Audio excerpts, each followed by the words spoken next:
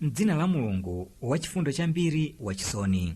Lemekeza dzina la Mbuye wako wapamwambamwamba, amene adalenga chilichonse ndi kuchikonza bwinobwino, amene adalamuliratu chilichonse zochita zake ndi kuchiwongolera.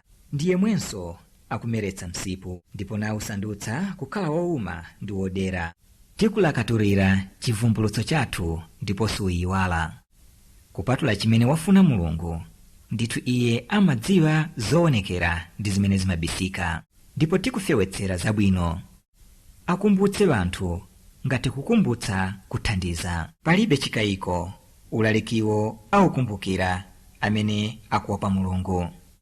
Ndipo wamavuto ambiri wamakani azitalikitsa ndi ulalikiwo, amene adzalowa ku moto waukulu ndipo sakafa m'menemo, ndiponso sakakhala ndi moyo wamtendere.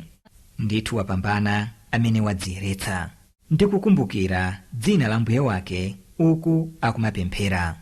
Koma inu mukonda kwambiri moyo wa dziko lapansi, amene moyo wa tsiku lomaliza ndi wabwino kwambiri ndiponso wamuyaya. Ndithu izi zilipo m'mabuku oyamba akale, mabuku a Ibrahimu ndi Musa.